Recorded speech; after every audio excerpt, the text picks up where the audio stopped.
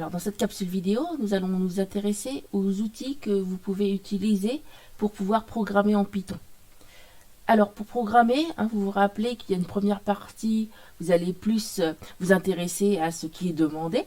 Une deuxième partie où vous allez plus concevoir l'algorithme, donc c'est-à-dire qu'avant même de programmer, vous allez réfléchir à quelles sont les différentes étapes par lesquelles vous allez devoir passer dans votre programme. Et enfin, vous allez vous mettre sur votre ordinateur pour pouvoir programmer.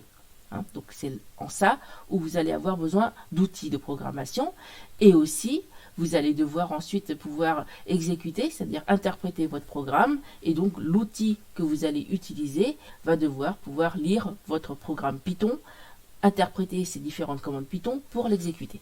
Donc il va falloir un outil qui vous permette de faire ces deux dernières étapes. Et donc lorsque vous allez programmer, vous allez écrire, donc on dit éditer votre programme quelque part, sauvegarder dans un fichier. Alors souvent en Python, l'extension des programmes Python c'est .py, comme .python. Donc vous allez écrire votre programme dans un éditeur et ensuite le sauvegarder, l'enregistrer. Et ensuite l'outil que vous allez utiliser donc va devoir lancer l'interpréteur Python, parfois on dit exécuter, donc lancer votre programme. Et puis enfin, une fois que c'est lancé, vous allez regarder si ça marche. Donc vous allez voir un petit peu le résultat de l'exécution. Éventuellement, votre programme va parfois attendre des saisies utilisateurs, donc vous allez pouvoir interagir avec votre programme.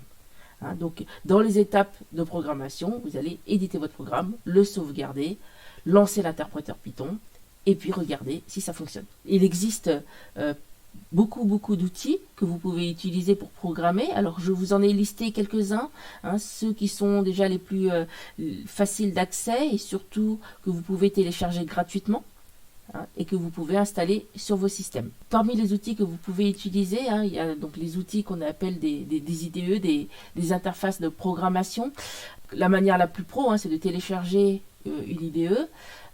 Donc dans chacune de ces IDE là, vous aurez toujours une zone pour éditer votre programme, une zone donc pour lancer, pour lancer l'interpréteur de votre programme, et puis ensuite une zone où vous avez le résultat de l'exécution de votre programme, donc la partie affichage, si votre programme doit afficher quelque chose, ou alors une partie où, si jamais l'utilisateur, vous devez interagir avec le programme, donc des endroits où vous pouvez saisir des valeurs. Alors, comme IDE que vous pouvez télécharger gratuitement, on va utiliser celle-ci de préférence. Donc, c'est Spyder, qui existe sur tout système, que ce soit Linux, Windows ou Mac. Vous pouvez le télécharger à cette adresse-là. Toutes les adresses que je vais vous donner ensuite, vous aurez en même temps sur votre NT pour pouvoir les copier-coller plus facilement que depuis la capsule vidéo.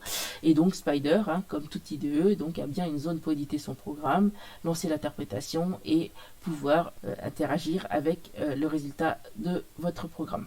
Alors il y a une autre IDE qui s'appelle IDLE Python et qui est installée par défaut avec tout interpréteur Python, évidemment toujours avec une zone pour éditer son programme, quelque chose pour lancer l'interprétation et la console de résultat de l'exécution de votre programme. Vous avez aussi PyDev, une IDE qui, comme toutes les autres, a sa zone d'édition, son bouton pour interpréter et puis la console de résultats. Si jamais vous n'avez pas d'ordinateur ou si jamais vous voulez programmer dans les transports, vous pouvez aussi programmer sur smartphone, sur Android.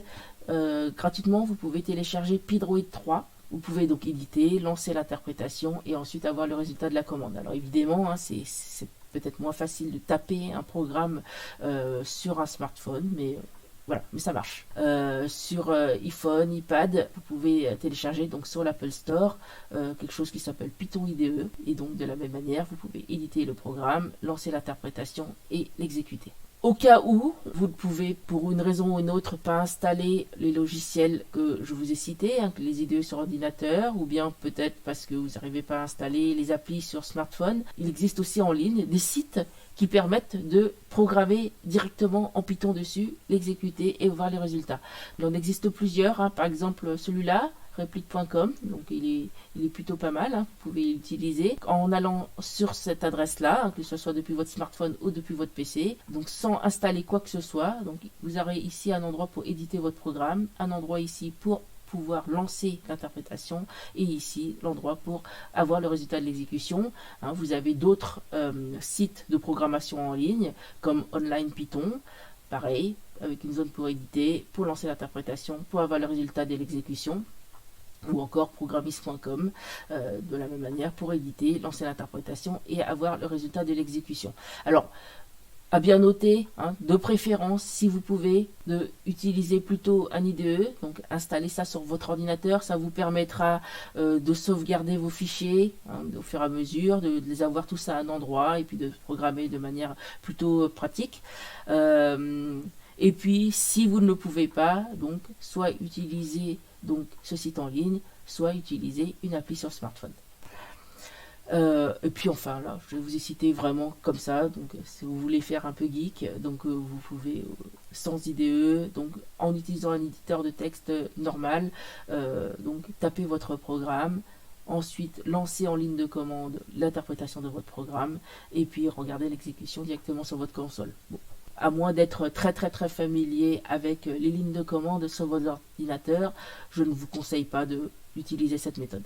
En résumé, hein, pour pouvoir programmer, il y a une partie sur laquelle vous allez plutôt réfléchir dans votre tête ou sur un papier. Hein, donc voilà, essayez de bien comprendre les énoncés, qu'est-ce que vous devez programmer, essayez d'identifier donc les différentes étapes de l'algorithme, et ensuite vous mettre vraiment à la programmation sur votre ordinateur ou sur votre smartphone, sur l'IDE, l'appli que vous avez téléchargée, ou bien directement sur un site de programmation en ligne. Quelle que soit la méthode que vous allez utiliser, vous aurez à chaque fois à éditer votre programme, le sauvegarder, sauf si vous utilisez la version en ligne, lancer l'interpréteur Python, donc l'exécuter, et ensuite regarder le résultat d'exécution.